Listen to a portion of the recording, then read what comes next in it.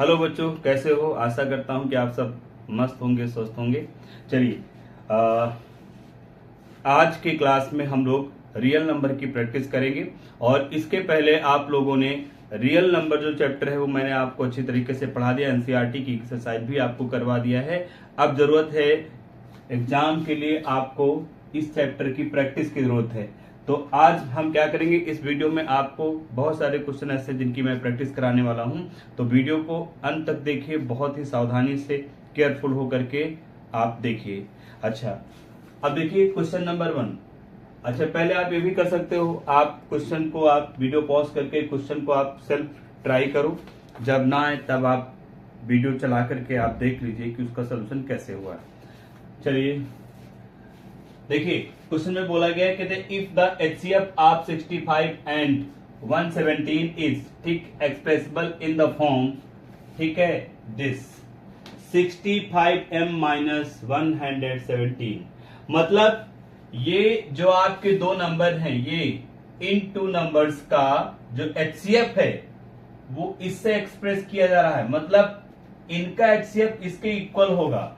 ये जो total value आप देख रहे हैं, ये टोटल वैल्यू इन दोनों नंबर का एचसीएफ है।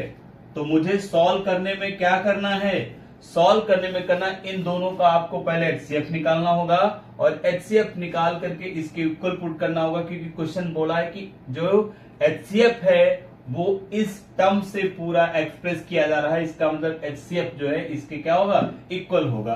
तो सबसे पहला काम क्या है कि आपको एचसीएफ फाइंड करना है। तो भैया एचसीएफ फाइंड करना तो आता होगा एचसीएफ ऑफ 65 एंड 117। आप फाइंड कर लो, एचसीएफ निकालना आपको आता होगा। कितना आएगा, 13 आएगा। साइड में आप निकालिएगा, ठीक है। मैं निकाल दूं, चलो मैं निकाल देता हूं। आपको जिस मेथड से आता है उस मेथड से आप कर सकते हैं, ठीक है। 65 को आप फैक्टराइज करोगे, 1 इंटू 5 इंटू 13 आएगा। 117 को आप फैक्टराइज करोगे, 1 इंटू 3 इंटू 3 इंटू 13 आएगा। दोनों में जो कॉमन होता है वही आपका क्या होता है, एचसीएफ होता है, ठीक है। एचसीएफ हो गया और यही एचसीएफ इसके इक्वल है। इसका मतलब ये हो गया 65m माइनस 117 इक्वल 13 हो गया। अब आप क्या करोगे, इसको उस तरफ ले जाओ। ये 65m हो गया और ये 13 हो गया। ये माइनस का उधर जाएगा तो किसका हो जाएगा, प्लस का। तो ये इधर प्लस का हो गया। दोनों को आप ऐड कर दीजिए, दोनों को ऐड करेंगे कितना हो जाएगा, 7 and 3 10 हो गया। फिर आपका कितना हो जाएगा, 1122 और 13 हो जाएगा, 130 हो गया। ये 65m हो गया। आपको m फाइंड करना है तो m इक्वल 130 अपॉन 65। अब इसको आपको क्या कर देना है, डिवाइड कर देना है। बस कर दो डिवाइड भाई। 65 टू जा, टोटल कैंसिल हो 2 टाइम्स, ठीक है। 65 टू जा, तो आपका जो m की वैल्यू है कितना आ गया, m की वैल्यू 2 आ गया। बस हो गया answer, note down. Next question बेटा, नेक्स्ट क्वेश्चन में बोला गया है फॉर व्हाट वैल्यू ऑफ, ठीक है, व्हाट वैल्यू ऑफ n। एक मिनट, क्वेश्चन सही नहीं लिखा। हाँ, for what value of n, ठीक है, 2 to the power n into 5 to the power n इंस विद द 5। इन्होंने ये बोला है, क्वेश्चन में ये बोला गया है कि भाई n की वैल्यू कितनी होगी जो यहाँ पे आप पुट कर दोगे और टोटल कैलकुलेट करोगे। कैलकुलेट होने के बाद में जो आंसर आएगा उसकी जो लास्ट डिजिट है वो 5 होगी। आप मेरी बात समझ रहे हैं? मतलब अगर मैं यहाँ n की वैल्यू कुछ पुट कर दूं और पुट करने के बाद में टोटल सॉल्व करूं और सॉल्व करने के बाद जैसे मेरे पास नंबर आ गया 2562, लास्ट की डिजिट कितनी है इसमें, 2 आई है। तो ये कहते 2 नहीं आना चाहिए, 5 लाना है। तो कहते 5 लाने के लिए n की वैल्यू कितनी होनी चाहिए। समझ गए मेरी बात? ये नंबर मैंने रेंडमली लिखा है ऐसे ही। तो क्वेश्चन का मतलब आप समझ लीजिए, क्वेश्चन में ये बोला गया है कि भाई n की वैल्यू यहां पर कितनी पुट करें, हम n की वैल्यू कितनी पुट करें जिससे टोटल अगर आप कैलकुलेट कर देते हो तो कैलकुलेट करने पर जो वैल्यू आएगी उसकी जो लास्ट डिजिट होगी वो कहां क्या होनी चाहिए, 5। कहते वो n कितना है ये आपको बताना है। आपको क्या करना है भाई, सॉल्व करना है। अब एक बात मैं पहले आपको पढ़ा चुका हूं, कोई भी नंबर है अगर उसमें 2 to the power m into 5 to the power n इस तरीके से अगर फैक्टर आ रहा है तो उसकी लास्ट डिजिट जो है वो 0 होगी। ऑलवेज क्या होगी, 0 होगी। ये बात मैं आपको पढ़ा चुका हूं। फिर ध्यान से समझो, ठीक है। तो 2 to the power m into 5 to the power n, power कुछ भी हो सेम होगी तब भी, अगर सेम नहीं तब भी। अगर ये दोनों फैक्टर हैं उसमें, तो ये फैक्टर होने की वजह से लास्ट डिजिट है वो क्या आएगी, 0 आएगी। तो यहां पे आपको क्या करना है, आप मेरी बात ध्यान समझिए, ये एक प्रैक्टिस लेक्चर है, इस वजह से हम आपको हिंट देंगे, हम समझाएंगे, क्योंकि इसके पहले मैं पढ़ा चुका हूं, तो आपको उतना मैं लिखूंगा नहीं, आप मेरी बात सुन लो सिर्फ। अगर आप n की वैल्यू 1 पुट करते हैं, ठीक है, when अगर आप n1 लेते हैं तो 2 to the power 1 into 5 to the power 1, 2 into 5 होगा, और ये कितना लगेगा 10। लास्ट डिजिट देखो क्या है, लास्ट डिजिट आपकी क्या है, 0 है, क्या है, 0। अब मैं आपको पढ़ाऊं कि n की कोई भी वैल्यू आप ले लो, ठीक है, अगर आप n की वैल्यू कोई भी ले लो, n इक्वल आप 3 ले लो, 3 ले लेंगे, अगर आप छोटा नंबर लेते हैं 2 ले लेते हैं, तो 2 हो गया, 5 की पावर 2 हो जाएगा, इसको करोगे 4 इंटू 25 कितना हो गया, 100 हो गया। अभी भी लास्ट की डिजिट कितनी है, 0 है, अभी भी लास्ट की डिजिट क्या है, 0। तो आपको मैंने पढ़ाया हुआ है और मैंने बताया है कि अगर आपके फैक्टर 2 इंटू 5 अगर होता है तो ये 100% पक्का है कि लास्ट की डिजिट क्या आएगी, 0 आएगी। तो मतलब ऐसी कंडीशन में कभी भी लास्ट की डिजिट 5 आना पॉसिबल नहीं है, इसका मतलब लास्ट की डिजिट क्या है, 5 नहीं आएगी। समझ गए मेरी बात? तो इसमें लिख देना है और इसमें बता देना है कि भाई लास्ट की जो डिजिट है वो इसमें 5 कभी नहीं आ सकता है, ये इम्पॉसिबल है। वीडियो को पॉज करके नोट कर सकते हैं। नेक्स्ट क्वेश्चन है बेटा, नेक्स्ट क्वेश्चन देखो, कैन 2 नंबर हैव, कहते हैं क्या ऐसे 2 नंबर हो सकते हैं, क्या ऐसे 2 नंबर हो सकते हैं जिनका HCF 18 है और उनका एलसीएम कितना है 380। फिर से मेरी बात सुनो, क्वेश्चन को अच्छे से रीड करो, आप जितना अच्छा क्वेश्चन पढ़ेंगे उतना अच्छा आप आंसर दे पाएंगे। तो क्या करना है, इन्होंने ये बोला है कि ये जो आप नंबर देख रहे हो, कहते हैं क्या 2 नंबर्स ऐसे हो सकते हैं, क्या 2 नंबर ऐसे हो सकते हैं, पॉसिबल हो सकते हैं जिनका HCF तो 18 है और एलसीएम कितना है 380। क्या वो 2 नंबर पॉसिबल हैं, ये हो सकते हैं कि नहीं हो सकते हैं, जो भी है उसका आपको रीजन देना। तो मैं आपको बता दूं, देखो ध्यान समझो, कोई भी नंबर अगर हैं उनका आप एलसीएम HCF अगर आप निकालते हैं तो ऑलवेज जो HCF क्या करेगा, एलसीएम को डिवाइड करेगा, ऑलवेज, ये ध्यान रखना। अभी एक क्वेश्चन मैंने पीछे आपको कराया है, 65 को लिखा था मैंने 5 इंटू 13 और फिर 117 था जो था 3 इंटू 3 इंटू 13। अब आप देखिए यहाँ पे HCF की अगर मैं बात करूं, HCF आपको क्या मिलेगा, 13 मिलेगा, और अगर आप एलसीएम की बात यहाँ पे करूं तो एलसीएम में क्या आएगा आपको, 13 तो आएगा ही, ठीक है, फिर ये 5 भी रहेगा और 3 3 जा 9 भी रहेगा। इन सबको आप क्या कर दो, मल्टीप्लाई कर लो, ठीक है, 9 इंटू 65 हो गया और फिर आप 9 से मल्टीप्लाई कर लो, तो आप देखोगे जो आपका एलसीएम आएगा, ठीक है, या ये वाला देखो एलसीएम आएगा, एलसीएम का एक फैक्टर हमेशा HCF होता है। देखो HCF 13 है, एलसीएम में 13। अब आप देखो 9 इंटू 5 इंटू 13 ये एलसीएम है, एलसीएम को HCF से डिवाइड करोगे तो क्या डिवाइड नहीं होगा, हो जा रहा डिवाइड। मतलब नंबर पॉसिबल तभी हैं अगर HCF अब उसके एलसीएम को डिवाइड कर देता है तो वो 2 नंबर पॉसिबल हैं, अगर डिवाइड नहीं करता तो पॉसिबल नहीं है। मेरी बात फिर ध्यान से सुनो, अगर ये नंबर पॉसिबल होंगे तो ये 18 जो है 380 को कंप्लीट डिवाइड कर देगा।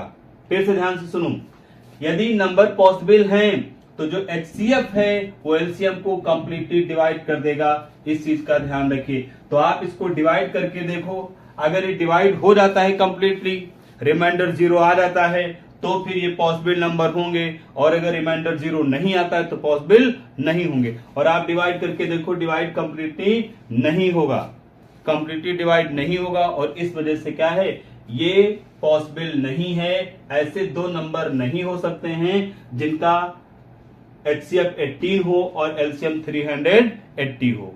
कुछ नहीं करना है, डिवाइड करके देखो, कंप्लीटली नहीं डिवाइड होगा, रिमाइंडर बच जाएगा, फिर आपको लिख देना है कि जो नंबर होते हैं वो पॉसिबल तभी होते हैं जब एचसीएफ एलसीएम को डिवाइड कर देते हैं, बट यहाँ पे जो एचसीएफ है वो एलसीएम को डिवाइड नहीं कर पा रहा है, फ्रैक्शन में आ रहा है, इस वजह से ये पॉसिबल नहीं है। तो ये अपने आप कर लीजिए। ये मैंने लिख दिया, आप भी लिख लीजिए अपने हिसाब से जो भी लिखना है। नेक्स्ट क्वेश्चन है बेटा, question number 4, right the HCF and LCM. ध्यान सुनिएगा, right the HCF and LCM of the smallest odd composite number. क्या बोला गया? Smallest odd composite. एक एक वर्ड का मतलब आप समझेंगे तभी समझ पाएंगे। स्मॉलेस्ट तो आप समझते हैं, ऑड भी समझते हैं, कंपोजिट हो सकता ना जानते हो। तो कंपोजिट मैं आपको बता दूं, एक प्राइम नंबर होता है, एक कंपोजिट होता है, आगे प्राइम भी है। Number and the smallest odd prime number, ठीक है, प्राइम नंबर की मैं बात करता हूं। तो स्मॉलेस्ट प्राइम नंबर मुझे लेना है, लेकिन वो भी ऑड लेना है, ठीक है। तो मैं आपको बता, देखो ऑड नंबर वो होते हैं जो 2 से डिवाइड ना हो। तो स्मॉलेस्ट ऑड नंबर की बात करेंगे तो क्या रहेगा? 3।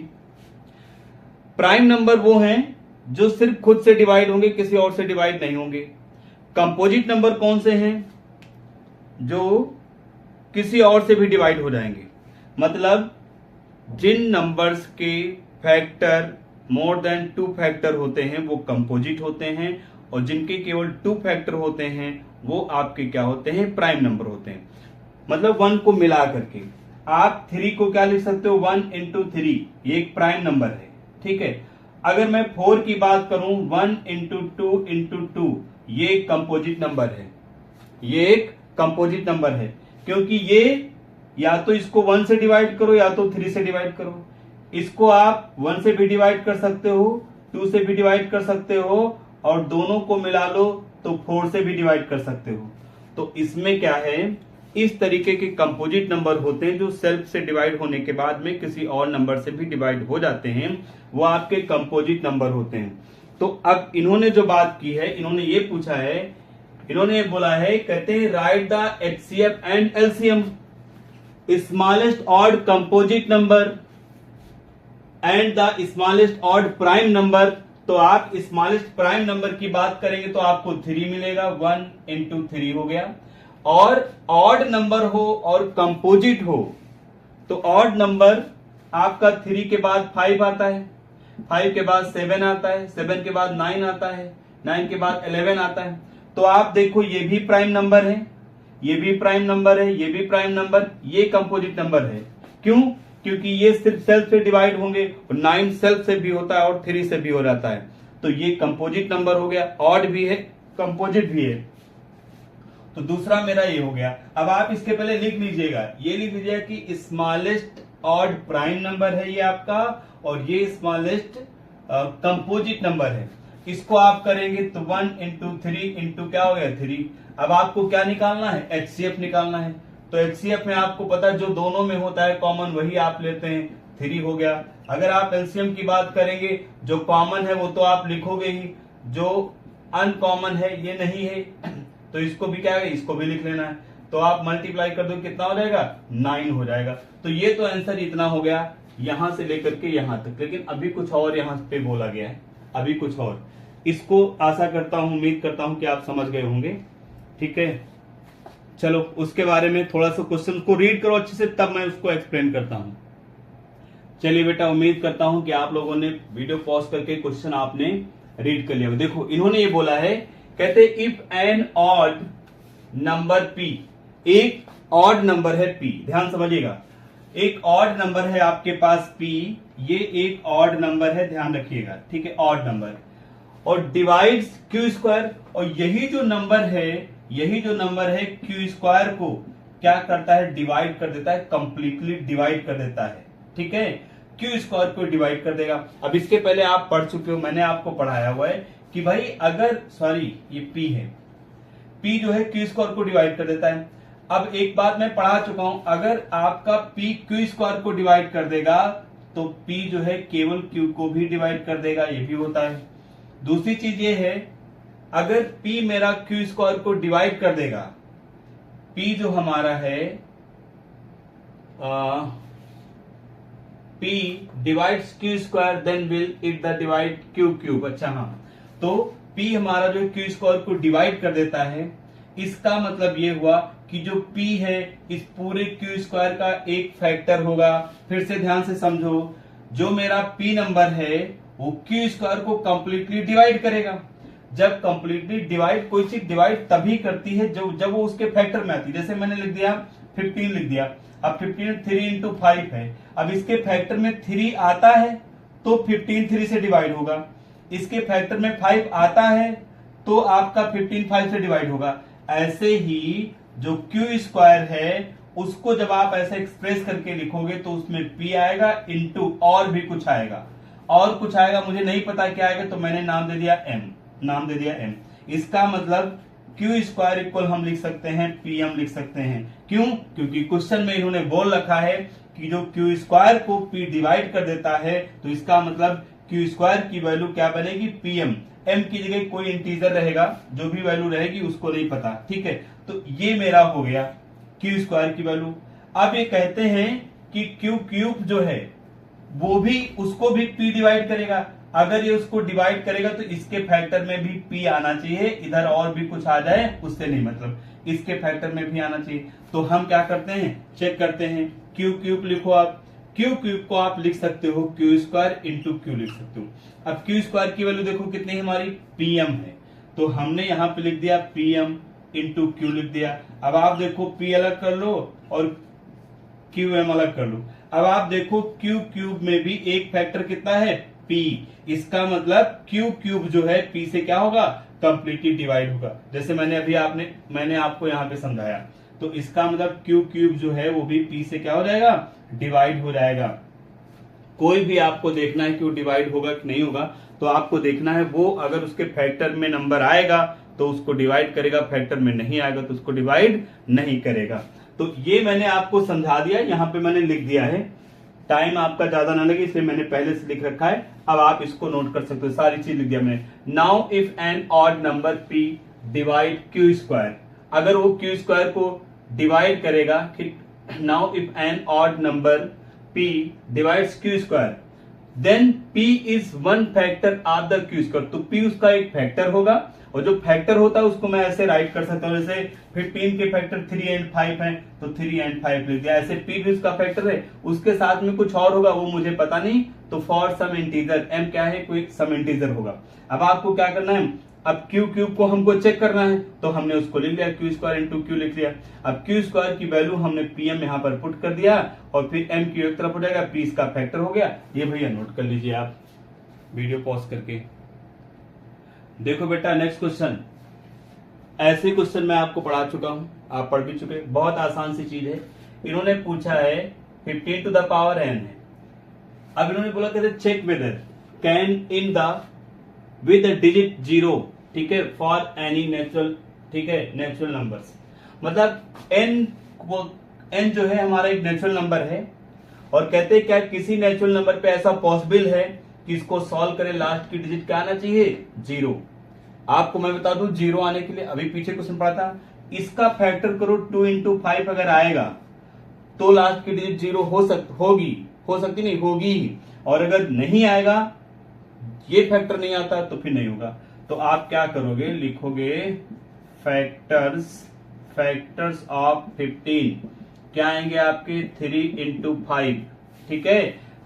ये अब 2 to the power m into 5 to the power n के फॉर्म में नहीं है, इस फॉर्म में ये नहीं है, और अगर इस फॉर्म में होगा नहीं तो लास्ट का डिजिट 0 आएगा नहीं। हो गया। आपको एनसीईआरटी क्वेश्चन कराया था 6 टू द पावर n वाला, उसमें क्या था, 2 इंटू 3 था, 2 इंटू 3 था उसमें, ठीक। उसमें 2 तो था बट 5 नहीं था, 3 था। इसमें देखो 5 तो है बट 2 नहीं है, तो दोनों होने चाहिए। इसका मतलब ये नहीं हो सकता, नो ये नहीं है भैया। नेक्स्ट क्वेश्चन है explain why 3 into 5 into 7 plus 7 is a composite number. आपको ये प्रूव करके दिखाना है कि भैया 3 इंटू 5 इंटू 7 प्लस 7 ये कंपोजिट नंबर है। तो आपको पता होना चाहिए कंपोजिट नंबर होता क्या है। कंपोजिट नंबर एक ऐसा नंबर होता है जो 1 से डिवाइड हो और सेल्फ से डिवाइड हो, इन दो को छोड़ करके किसी और से भी डिवाइड हो जाए। मेरी बात समझना, कंपोजिट नंबर वो है जो सेल्फ से डिवाइड हो जाए, 1 से तो सब डिवाइड हो जाते हैं, तो सेल्फ से वो 1 से छोड़ करके वो किसी और से भी डिवाइड अगर हो जाता है तो ऐसी कंडीशन ऐसा जो नंबर आपका होगा वो कंपोजिट नंबर होगा। और जो केवल 1 से डिवाइड हो, सेल्फ से डिवाइड हो, वो होता है प्राइम नंबर। तो मुझे क्या करना है, इसको सॉल्व करना है। तो हमने क्या किया भाई, हमने जब इसको सॉल्व करना शुरू किया तो इसको सॉल्व करके मैं देखता हूं, मैं चेक करना चाहता हूं कि इसके फैक्टर कौन कौन हैं। एक खुद होगा, एक 1 होगा, इसके अलावा अगर और है तो इसका मतलब कंपोजिट नंबर होगा। तो इसको सॉल्व करने के लिए हमने क्या किया, ये 7 ये 7, देखो यहाँ प्लस है, ये मल्टीप्लाई, 7 को आप कॉमन ले लोगे, 7 को आप कॉमन ले सकते हो, या फिर आप इन सबको मल्टीप्लाई कर लो। आप दो तरीके हैं, अलग अलग हैं, अपने हिसाब से कर लो। 7 कॉमन ले लिया तो यहाँ पे बचा 3 इंटू 5 प्लस क्या बचेगा 1। अब आप क्या करोगे, ये 7 हो जाएगा। अब यहाँ पे 5 3 जा 15 और 15 और 1 ऐड करो, कितना हो जाएगा 16 हो जाएगा। इसको मल्टीप्लाई करोगे कितना हो जाएगा 112 हो जाएगा। ऐसे भी कर सकते हो या आप ऐसे ही कर लो, जैसा आपको अच्छा लगे। अगर आपको कैलकुलेशन आता है तो आपको जो बेटर लगता है, जो आपको समझ में आता है कि ये सही है, उस वाले को करना है आपको। ठीक है, इन दोनों को मल्टीप्लाई करोगे, 3 5 जा 15 और 15 से 7 जा कितना होता है 105 और प्लस 7 हो गया। अब ये 112 हो गया। अब इसको क्या करना है, आपको फैक्टराइज करना है। इसको जब फैक्टराइज करोगे तो प्राइम फैक्टराइजेशन करोगे तो 2 इंटू 2 इंटू 2 इंटू 2 इंटू 7 आएगा। इसका मतलब ये देखो 2 टू द पावर 4 हो गया और ये 7 हो गया। देखो अब ये 7 से डिवाइड होगा, 2 से डिवाइड होगा, सेल्फ से डिवाइड होगा, 1 से डिवाइड होगा। इसका मतलब ये कि सेल्फ से और 1 से छोड़ करके भी और नंबर से भी ये डिवाइड हो रहा है, तो ये क्या है, कंपोजिट नंबर हो गया। बस इतना ही बताना था, मैंने यहाँ पे लिख दिया अच्छे से। आपको नोट करना है तो आप ऐसे नोट कर लो। ठीक है, हमने इसको सॉल्व किया, 112 आ गया।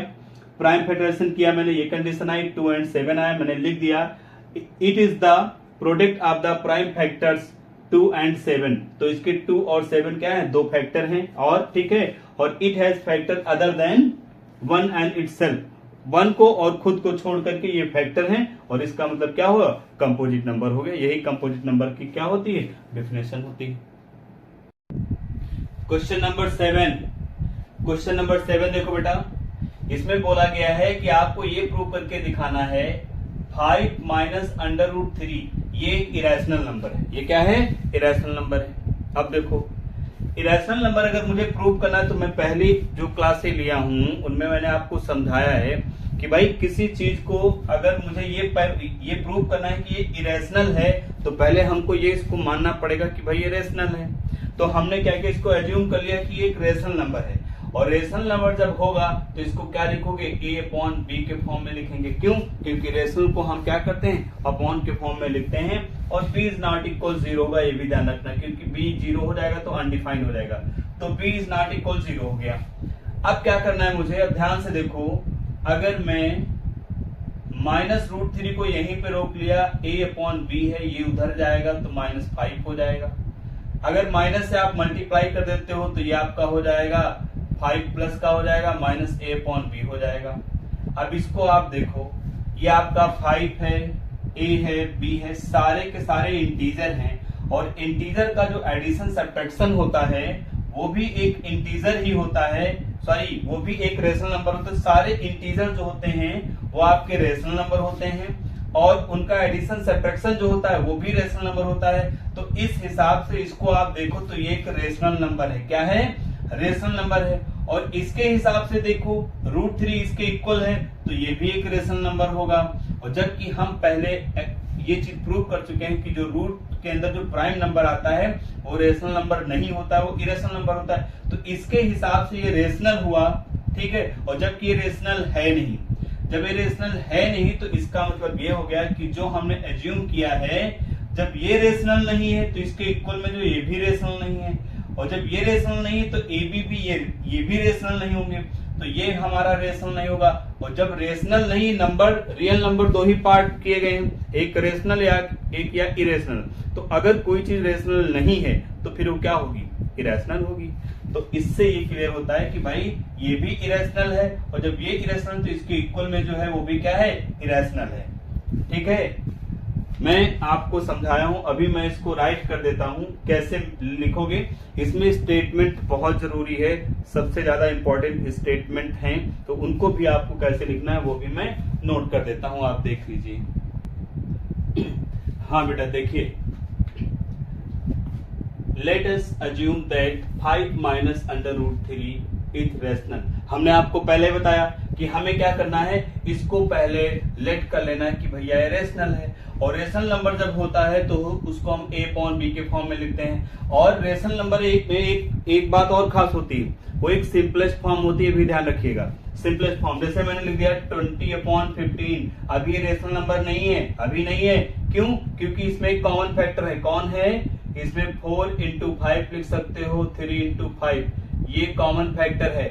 ये नहीं, सिर्फ 4/3 इसको हटा दो, सिर्फ अगर कोई कॉमन फैक्टर होगा तो 1 होगा, ये बात ध्यान रखिएगा। रेशनल नंबर हम उसी को बोलेंगे जो ये सिंपलेस्ट फॉर्म इसकी होती है, ये रेशनल नंबर है, इसको नहीं हम बोलेंगे। तो वही बोला गया है, ठीक है, को प्राइम इंटीजर्स होना चाहिए, ये भी ध्यान रख। को प्राइम इंटीजर्स मतलब एक दूसरे से कैंसिल ना हो, और ना तो किसी सेम नंबर से दोनों कैंसिल होने चाहिए, 1 को छोड़ करके। ठीक है, तो ये हो गया मेरा इतना इधर। अब हमने क्या किया, हमने रूट 3 को एक तरफ रोक लिया, बाकी सब दूसरी तरफ कैलकुलेशन किया, ये आ गया। अब आप देखो, ये भी इंटीजर है, ये भी इंटीजर, ये भी इंटीजर। तो इंटीजर रेशनल नंबर होते हैं, और रेशनल का डिफरेंस है, सम है, वो सारा का सारा क्या होता है, वो भी रेशनल ही होगा, ये बात ध्यान रखिएगा। तो since 5 and a upon b are rational है, ये रेशनल नंबर है क्योंकि ये इंटीजर है, their difference will be rational, तो इनका डिफरेंस भी रेशनल ही होगा। और इसके इक्वल में √3 है, तो इसके हिसाब से √3 भी क्या होगा, रेशनल होगा। लेकिन हम लोग पहले पढ़ चुके हैं, हम जानते हैं, but we know that √3 is irrational number. √3 क्या है, एक इरेशनल नंबर है। Therefore our assumptions is wrong, इसका मतलब जो हमने अज्यूम किया हुआ है वो रॉन्ग है, क्योंकि ये आपका इरेशनल है। जब ये इरेशनल होगा तो ये पूरा सिस्टम इरेशनल होगा, जब ये इरेशनल होगा तो ए बी भी इरेशनल होंगे, और जब ए बी इरेशनल होंगे तो इनके इक्वल में जो है ये भी क्या होगा, इरेशनल। इसका मतलब hence 5 minus √3 is irrational number. समझ गए?